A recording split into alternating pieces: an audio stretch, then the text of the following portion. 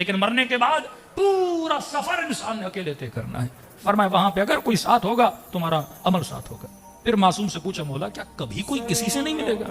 باپ سے نہیں ملے گا، دادا سے نہیں ملے گا، اہل بیت سے نہیں ملے گا، انبیاء سے نہیں ملے گا، صلحاء سے نہیں ملے گا؟ فرمایا نہیں، وہاں پہ بھی میل جول ہے لیکن اللہ کی مرضی سے. اب امام نے مومنین کا میل جول بتایا جو وادی برہوت والے ہیں، اس کا ٹاپک لمبا ہے. فرمایا جو مومنین ہیں ہفتے میں ایک مرتبہ خدا ان کی ملاقات کا بندوبست کرتا ہے. کہ مولا کہاں پہ ان کی ملاقات ہوتی ہے؟ فرمایا ان سب کو خدا وادی السلام میں جمع کرتا ہے. وادی السلام ایک ایسی نگری، ایک ایسی وادی جو سلامتی کی وادی. فرمایا ونس ویک. مولا کب جمع ہوتے ہیں؟ صبح کو، دوپہر کو؟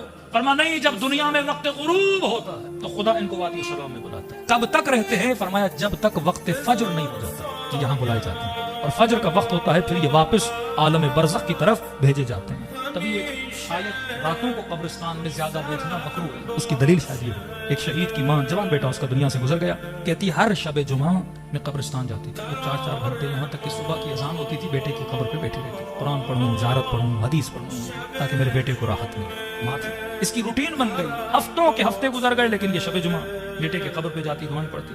ایک دن اس نے خواب کے عالم میں اپنے بیٹے کو دیکھتی ہے، بیٹا میرے حضور بیٹھا ہے. اتنے میں دیکھتی ہوں دوسرے مومنین کی ارواح ہے اور گویا وہ سامان سفر مان رہے ہیں، تیاری کر رہے ہیں کہیں پہ جانے کی. تو میں نے بیٹے سے پوچھا میرے لال یہ سب کہاں جا رہے ہیں؟ کہا یہ سارے وادی السلام جا رہے ہیں. ہر شب جمعہ اللہ مومنین کی ارواح کو وادی السلام بلاتا ہے. کہے کیا وادی السلام میں؟ کہ یہ سب علی کی ملاقات کو جا رہے ہیں، یہ سب امیر المؤمنین کی ملاقات کے لیے جا رہے ہیں. یہ بھی سوچیے کہ واقعاً بات نکلی ہے آخرت میں عمل نہیں ہے کہ میں عمل کر کے ایک مقام حاصل کروں، نماز پڑھوں ثواب لوں، روزہ رکھوں ثواب لوں. مرنے کے بعد اعمال بند. لیکن فرماتے مرنے کے بعد علم بند نہیں ہوتا. یعنی جو ادنا سے ادنا ترین درجے میں بھی ہے اسے یہ اجازت ہے کہ وہ علم حاصل کرے. اور یہ علم کہاں سے ملتا ہے؟ محفل محمد اور محمد. اب یہ تو نہیں کہ انا مدینۃ العلم وعلی بابہ ہوگا صرف دنیا میں، نہیں، یہ علم کا دروازہ عالم برزخ میں بھی ہے، یہ علم کا دروازہ میدان محشر میں بھی. تو بیٹا کہاں جا رہے ہیں؟ کہ سارے وادی السلام جا رہے ہیں. کہ میرے لال تو کیوں نہیں جا رہا؟ کہ علی نے بولا ہے جب تک ماں ہے ماں کے پاس رہنا. کہ تیرے ادب کی وجہ سے میں نہیں جا رہا. اب ماں کو منع بھی نہیں کر پا رہا. ماں کہ آپ کے ادب کی وجہ یہ ماں نیند سے اٹھتی ہے. اس دن کے بعد اس نے راتوں کو بیٹے کی قبر پہ جانا چھوڑ دیا. کہ میں اپنے لال کو علی کی زیارت سے محروم کیوں کروں؟ کہ میں اپنے لال کو کیوں محروم کروں امیر المومنین کی زیارت سے؟ اب اس کے دلیل میں بہار کی ایک روایت ہے. فرماتے ہیں امیر المومنین اپنے صحابی کے ساتھ کوفے سے 1.5-2 فرسخ باہر نکلے. شاید مومنین پوچھے کہ مولانا وادی السلام دقیقاً کہاں پر ہے؟ کیونکہ نجف جو ہے وہ آج نام رکھا گیا. امیر کے زمانے میں نجف کا کوئی نام نہیں تھا. یہ تو قبر امیر المومنین کے انکشاف کے بعد نام رکھا نجف اشرف، لیکن پہلے تو کوفہ تھا. فرماتے ہیں 1.5 فرسخ کوفے سے باہر نکلے تو مولا کا صحابی کہتا ہے تا حد نگاہ قبریں ہی قبریں. اور میں نے کہا مولا یہ کون سا مقام؟ امام نے فرمایا یہ وادی السلام ہے. کہ بس قبرستان میں داخل ہوئے اور علی نے سلام کیا، السلام علیکم یا اہل لا الہ الا اللہ. اور سلام کرنے کے بعد علی نے کلام کرنے شروع، باتیں کرنے لگے. میں خاموش کھڑا رہا. گفتگو اتنی لمبی ہوئی کہ میں تھک کے بیٹھ گیا.